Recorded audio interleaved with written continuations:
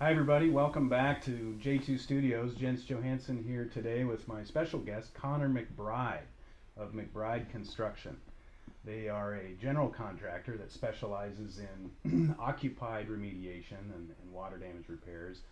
So today's interview is going to be really focused for our condominium and apartment clients, but also for commercial work as well, because I know McBride does that too. But we're going to talk today about the importance of using a general contractor versus subcontractors or kind of piecemealing the project together. So, thanks, Connor, for coming in today. Thank you for having me. Yeah, absolutely. Can you tell us a little bit about who and what McBride Construction is, what you do, how long have you been in the industry? Sure. And maybe something a little bit about yourself. Okay. Yeah, well, McBride Construction, we're a general contractor based out of Seattle, Washington. We've been in the industry since 1984, so 32 years now. So you're second generation. Second generation, correct, yeah. My dad started the business in 84, so second generation. I started working there in 2006, so coming up on about 10 years. Nice. Yeah, and as you mentioned, we are a general contractor. We specialize in remediation, renovation, working in occupied buildings, fixing buildings was sort of what we like to say about it. Our main office is in Seattle. We have an office in Portland, and we specialize generally in kind of the Pacific Northwest area. Most of our work happens in the Seattle, Tacoma, Everett corridor, but we do stuff obviously in Oregon from our Portland office and into Eastern Washington and occasionally outside of state as projects come up. But generally, kind of that Pacific Northwest area. Right. So you're familiar with water damage and water restoration. Absolutely, yeah, and that's something that's very important in this area. Sometimes you see people from out of town coming in and not understanding what it takes to waterproof buildings here, and it's unique to this area. Right.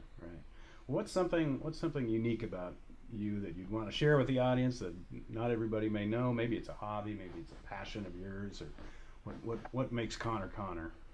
Well, I'm a big football fan, Seahawks particularly, but also I went to WSU for my undergrad, and then I did construction management at UW. So went to both sort of the state schools, and there's quite the rivalry between those two, obviously. So I'm kind of split down the middle in college football, and it's kind of rare around here to have someone that's not on either side, but having gone to school at both, I kind of find myself, rooting for both teams selfishly. So Yeah, fun. yeah. Okay. So getting to the point of why should our customer call a general contractor? What's just kind of starting at a real high level? Why should the typical condominium or even apartment owner use a general contractor versus a subcontractor or Sure. whoever? Well, I think there's a couple good reasons for that, and some of them are project specific, but I think in general, the first thing that comes to mind is kind of your level of service. As a general contractor, we're used to working as kind of the point between an owner and the team of subcontractors, and so we kind of specialize into how to interact and how the interface works and how to get information from our side to their side, where a lot of subcontractors are used to working under a general. So if you put them at the forefront, they don't have that same level of service or same understanding of how to communicate on a project. I think that's kind of the first thing that. So owner communication and sophistication there. Exactly, yeah, and how documents are put together and disseminated and the information that's given, all those sort of things. As a general, you get used to doing it every project. Right. Now you mentioned just the owner and yourself. On some of these bigger projects, we'll have an architect or an engineer or building envelope consultant, or maybe that's all one firm. But what are the other players you may have? And so we can talk about that communication flow. Sure, and that's a great point. That on a larger project, we may have 6 or 7 different entities on a project, from the owner to the architect to a structural engineer to an industrial hygienist or a waterproofing consultant, and all those people become part of a construction team. And Right. as a general, we're used to working where there may be 7 or 8 people that are all somehow involved in this project, and how do we keep everybody involved, and how do we get that information out to all those people? What's the best way you found to focus that communication flow, or who's in charge of it, or how do you do it? Is it fax machines? In the old days it was fax machines. Today it's Yeah. email or texts, or are there software programs, or what do you like best? Well, there's actually all of those things, and unfortunately, some people out there still fax, but but that's so we do that from Right. time to time. But uh, generally speaking, it's a combination of all those things. I think that it's important not to rely too heavily on email, because what will happen is you just get inundated with hundreds of different emails from all these people, that almost spin people out of control, where there's Right. too much going back and forth and you can't keep on top of it. So I think email is a good tool, but on top of that, we certainly stress having at least weekly construction meetings especially on a larger project. So all those team members we talked about earlier would get together on site, preferably in the same room or in the trailer, and we have weekly meeting minutes with topics of discussion. And, Right. so we'll go over those items and say, okay, topic 1, what's on the agenda today? We'll talk about it, and then someone at the meeting has been delegated to take meeting minute notes. So they'll write, hey, Connor and Jens today talked about this item, and the direction moving forward is as follows. And then Right. those are sent to everyone after the meeting. Okay. So in our board like condominium arrangements, we'll have a 5-person board. Do all 5 board members have to be there, or do you like one board member that's kind of the point of contact, or what works best there? For me, I think what works best is finding one or a few board members as points of contact. Because the more people in the room, the tougher it is to have a meeting. So if we all of a sudden have 5 board members plus 3 people from the construction team and 3 from the engineering team, and it gets to the point where you've got 30 people and it's just Right. you can't meet. So preferably having 1 or 2 board members designated, I think, is optimal. But we've also done projects where either there's a small board, or the board, for some reason, specific to them, all wants to be involved, and we can certainly accommodate that where you have 5 board members there. But generally, I think appointing kind of a specific member to do that, and then take that information from the construction meeting back to the board meeting, is the most efficient way of doing that. Gotcha. So you jumped right to communication flow of the importance of a general contractor. What are some other things that are important? And one of those things becomes, in my mind, is warranty. Sure. A general contractor gives, typically they have a bigger insurance policy. Typically they have an insurance policy on some of these other options that you can get. But tell us another piece of that. Well, warranty is a big consideration, and I think something that ties into warranty is also longevity too. So, a warranty is far less effective if a company's no longer in business. So Right, you right. want to look for someone that's been in business for a while, that's going to give you some level of comfort that they're probably going to be in business next year. Yeah, good point. So that's something that I would look for in warranty. But you're correct too. Having a general, first of all, gives you multiple layers of warranty, because you're going to have the general contractor's warranty over the whole project, and then you're going to have the subcontractor's warranty over their portion of work. So you're getting kind of 2 warranties for the same thing, and then should there be more than one sub out there, you're going to have warranties for all those specific things that they did, and then one blanket warranty over the project from the general contractor. So how do manufacturers' warranties dovetail into your GC warranty? Well, those are within the overall project, but they're handled a little bit differently than our warranty. So our warranty is going to be on the labor we performed on site, whereas a manufacturer's warranty is going to be on their product. So their warranty is going to say, hey, our product is going to withstand being in these conditions for this amount of time, and if it doesn't for some reason, then we're going to replace it. So to kind of oversimplify the warranties. Sure. Whereas our warranty is going to be more, was that product installed properly? Did we follow the manufacturer's guidelines? Did we follow the project details?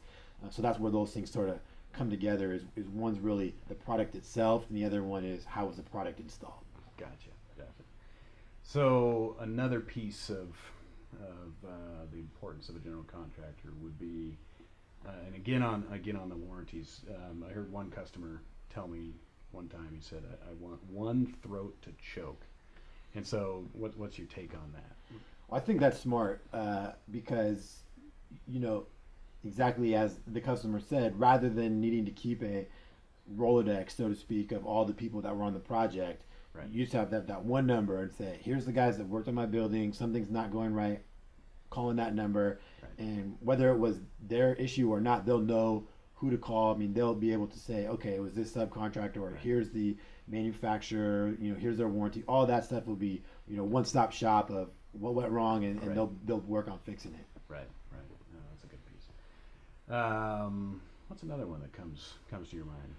Something for me, I think, is what I would call market knowledge. So, Okay. Yeah. as a homeowner or board member, if you're looking to have a particular piece of work done, say windows or roofing or something that's sort of on its own, as a board member or homeowner, you may know 3 or 4 or 5 roofing contractors or Right. window contractors. Maybe you've heard some on the radio or doing a Google search. Went to the home show. Found a bunch of them. Yeah, home Right. show, or you ask your neighbor or friend, Right. which is they're good resources, but at the same time, for us, we're in the industry. We know probably dozens of subs in that trade, and we know which ones are good, which ones are bad, which ones are expensive, which ones are cheap, which ones are good at asphalt shingles, which ones are good at membrane. So, Gotcha. we'll be able to sort of find the specialized person that you want because of our broader knowledge base. Where Gotcha. the homeowner may have 3 or 4 to choose from, we're going to say, okay, we've got 36 we're looking at, and Right. here's the best 3 for you. Right. Yeah, that's a good point. Tell us about the role of architect or I guess construction consultant or engineer or owner's rep. Do you like working with them? And I mean, in some cases, I find we're telling the contractor what to do, but I like to see us in a partnering role. And so, what's your other side of the fence take on that of working with consultants?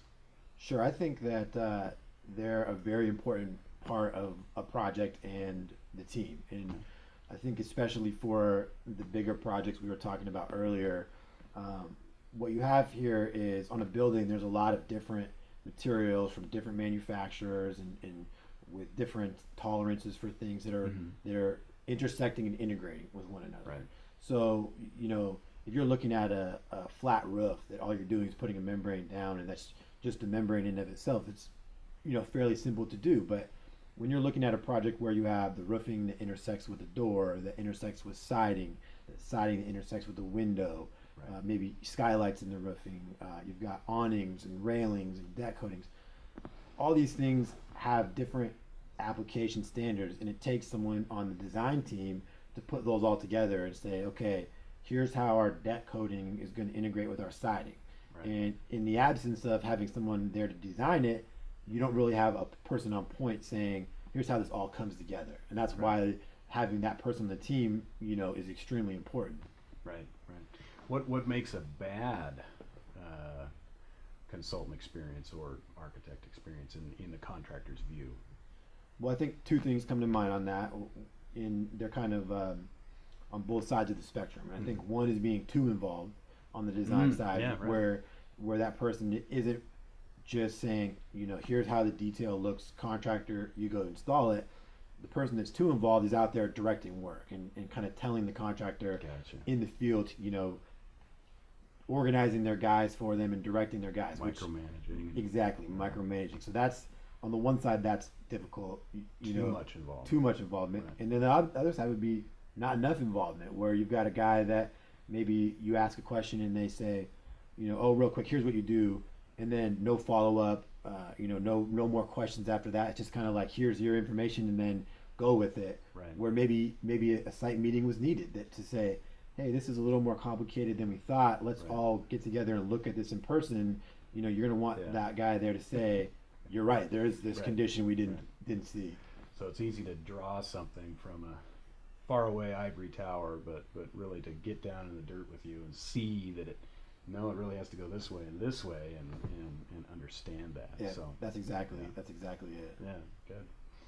In today's day and age, I mean, hey, everybody has a cell phone. I can Google, I can search, I can look up. Hey, there's plenty of carpenters out there, or my family member's a contractor. How do you handle that question of why should I hire a big general contractor that has all his overhead and markups, and when I can Google it here, or some of these online lists, that refer services. How do you explain to the customer that your value is better than? Sure, and I mean, there's a few things we've talked about Right. already: the warranty, longevity, the service level, Right. the quality of work, and sort of that market knowledge. But something else that comes to mind to kind of answer that question is there's a lot of different types of construction out there too. So just Googling contractors Seattle, I mean, Right. you could get someone that does new construction, or someone that does residential, and you're going to want to find the contractor that fits the type of construction you're doing, because construction as an industry, it's one thing, but there's a lot of segments within Right. that. And if you bring a new construction guy out and say, hey, you're used to building single family homes, we want you to fix this building that has a bunch of water damage, they're just not used to doing that, and Right. they're not going to provide the same quality of construction. Well, let's talk about that a little bit. What's one of the differences between new construction and what we'd call occupied construction? Because most of these condominium repairs or apartment repairs, we try to keep the people in their units, Right. and you're working around them. So I guess what are 5 things that are different between new construction and occupied construction? Well, as you mentioned, I mean, the first thing that comes to mind is in new construction, you generally have a vacant building. And Right. in occupied construction, we're mostly trying to keep the residents in place, whether that's commercial tenants or residential tenants. We're doing our best to keep them in place. So the first thing that adds a caveat to the project is, on a new construction project, your schedule's basically focused on the construction itself, and Right. just from A to Z, how does this building go from the dirt to completion. Right. In an occupied structure, you're also working with the schedules of the building. So Right. is there deliveries in a commercial building? Is there garbage pickup at a particular time? Do the garage doors need to be unobstructed at this time when everyone's leaving the building and when they return at night? So not only do you have your construction schedule, you've got your kind of ongoing building schedule, and you have to Right. blend those two together. Right. And so guys that aren't used to doing that are going to come lay out a schedule that's, hey, here's how we get the project done. Right. And then the first day when they say, hey, guys, you're blocking the driveway, the garbage guys are here to pick up, Right. it's going to throw everybody off. So Or they're used to starting at 6 a.m. and residents like to sleep in, and they don't leave for work till 7:30. That yeah, kind of thing. we've Right. seen all sorts of different working hours over the years. Typically we start at 8, but there's been buildings that are occupied where people have said, hey, we don't want you starting until 10 a.m. We don't Wow. like morning noise, or we want you to finish at 3 p.m. We don't like people there in the evening. Right. So How do you deal with the night workers or the graveyard shift workers that are sleeping during the day? it's tough, and that's something that, going back to that kind of blending of the two schedules, when we know about that in advance, we can do as much as we can to try and minimize the impact on those people. So if we're working in a particular apartment or condo building, for instance, and going into the project, we know that the resident in unit 303 works night shift.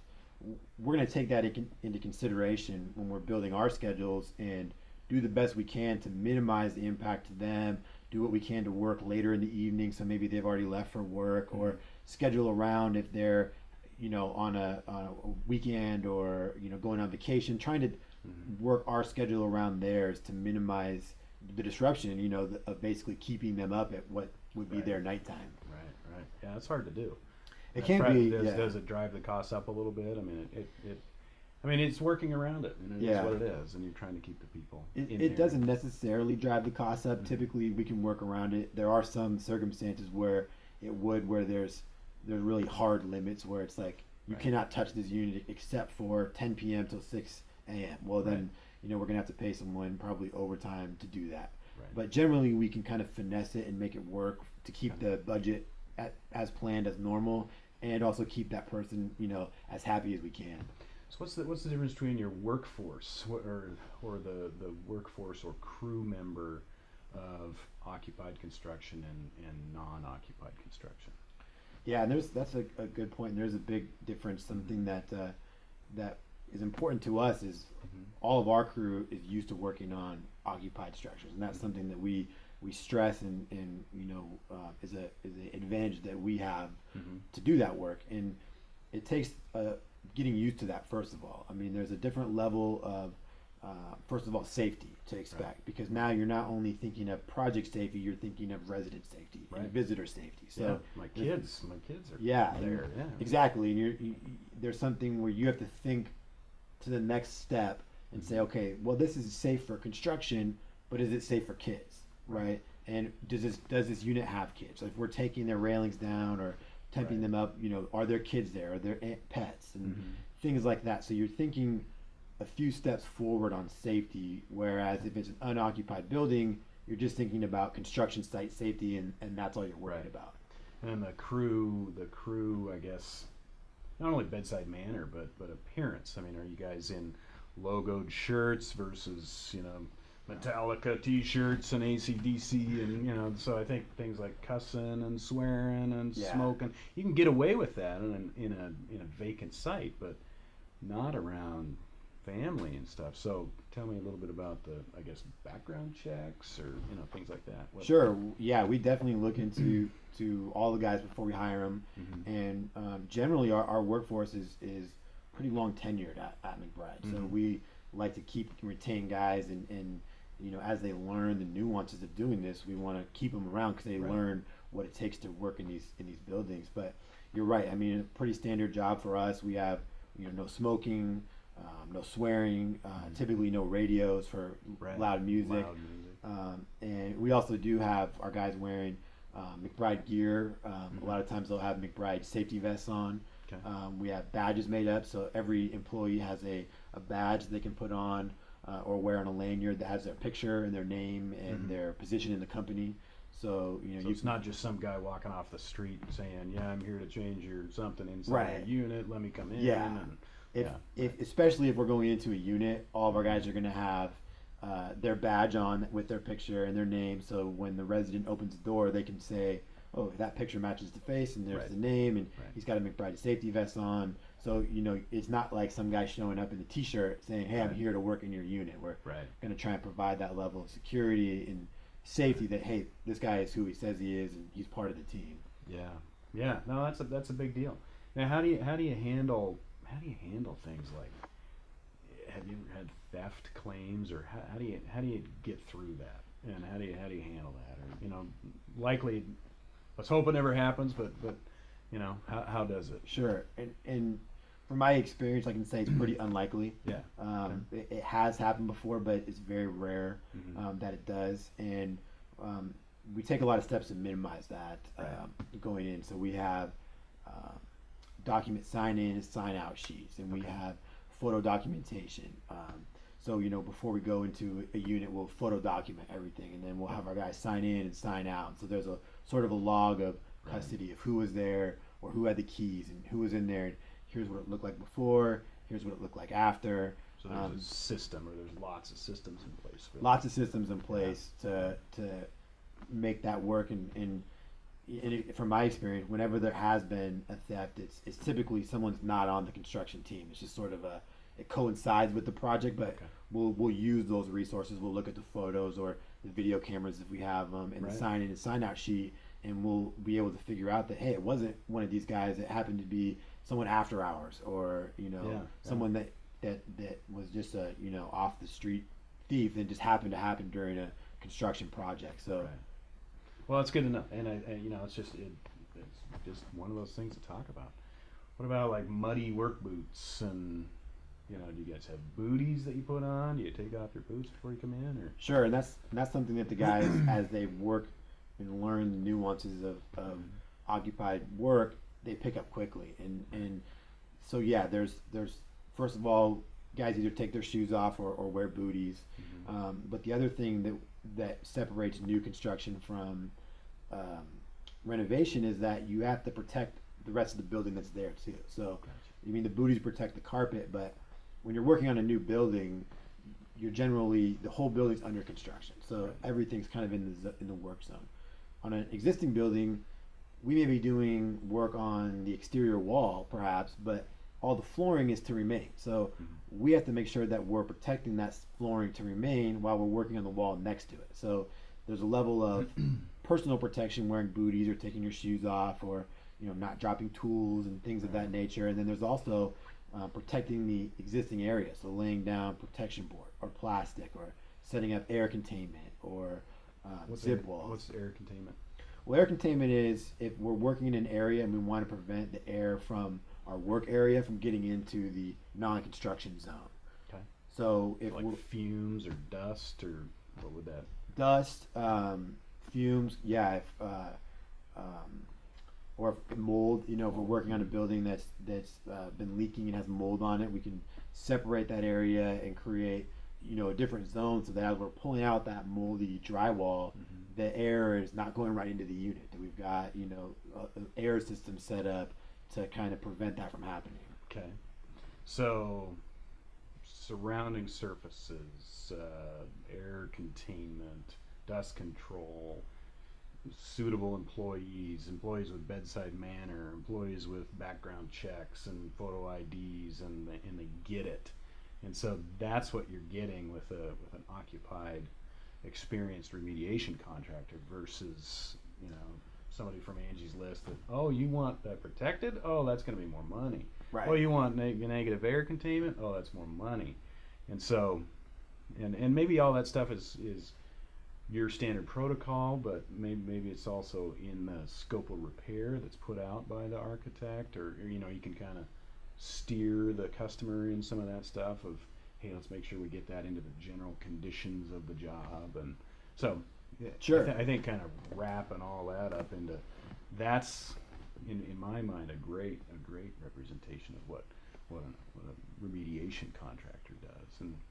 And I think touching on that, you said, hey, when we're going in and out of a lot of units and we're dealing with pets and we're dealing with somebody's sleeping patterns, or maid service or something like that, do you have like some in some projects we've seen like a concierge or a coordinator, or tell me a little bit about that and when that's useful? Sure. Yeah, there's a position sometimes on these projects that's called a concierge or a liaison or a coordinator. And generally what that person does is they're sort of the focal point for between the construction team and the residents or the tenants of the building. And what they do is make sure that when the tenants have questions, they're the kind of the one-stop shop to go to say, hey, here's the liaison's number. Are people coming in my unit next week? If so, what are they doing? How long are they going to be there? That person you will call, and they'll generally be able to give you the answer and say, oh, yes, Mrs. Smith, construction scheduled next Tuesday through Wednesday. The guys are going to be there in the afternoon, 4 hours on Tuesday and 4 hours on Wednesday, and then they'll be out. Right. And so that's kind of provides that real specific scheduling and tailored to the person sort of information on the project. A little more customer service, or a little more customer experience, end user experience there. But how does it also benefit you as the contractor and your superintendent? Yeah, and that's something where there's a threshold of project size where, in my opinion, a liaison or that concierge is a benefit to the project. On a small project, there's not enough room in the budget to have the concierge spend that much time at your particular project. So what happens on those smaller projects is the board member or resident calls the concierge, and the concierge isn't there that often, so she's going to call the superintendent and say, hey, can you tell me this? And then the superintendent tells the liaison goes back to the tenant. So there's kind of a long chain of command there. And I think that's where sometimes it's easier to just have your superintendent be your liaison, because they're the person that has the knowledge of when we're going in that unit and what we're doing. Right. The exception to that is when a project gets large enough that you can put a liaison involved with the project at a high level. Then what they're going to do is they're going to be able to give your residents and tenants the information they want while not impacting what the superintendent and the crews are doing. So Right. now the superintendent's not stopping what he's doing to answer scheduling questions. That's Right, up to right. the liaison. But there's a certain threshold of project where I think it makes sense, and you can have that person as a part of the team. And then when it gets small enough, it makes more sense to have your superintendent control that information because he's the one that's going to know what's going on. Gotcha. So kind of the larger projects would use that. The smaller projects, the superintendent would just do it all. Yeah, exactly. Cool. Okay. I'm looking over my list here. Do you have any other input, or what makes for a good, why you'd use, or why our clients would use a general contractor? Sure. I think going back to what we talked about, sort of, is the some of the benefits of using someone that's experienced in working in occupied structures, and it reminds me of kind of a funny or silly story that we this is years ago, but there was a project where there was a condominium building, and the steps, the wood steps in the front up to the building, I think it was 2 levels, had started to decay from water decay over the years. And so the scope for the project was to remove the existing steps, the stairway up, and replace it with a new one.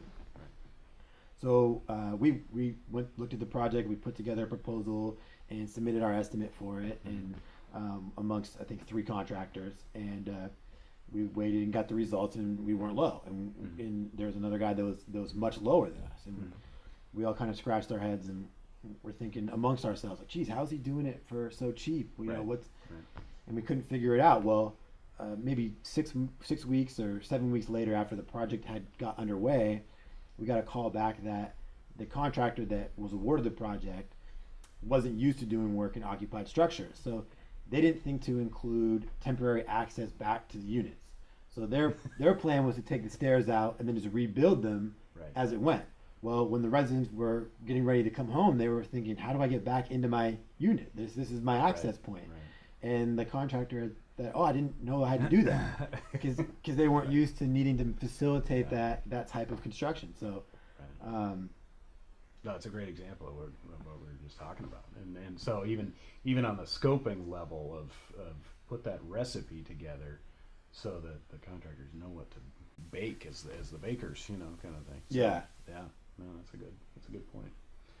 Well, thank you so much for coming in today, and thanks for giving your piece on why we should hire general contractors. Sure. I think it's very helpful for the audience. And so, if you are still with us, that means you found this useful, and we would really appreciate it if you would share this, if you'd like it, if you'd like us on all the usual social connections, and it helps us spread that message so we can help more people. Connor and McBride's info will be all at the end, so if you want to look him up, you can find all his information. So thanks again for being with us today. We'll talk to you soon.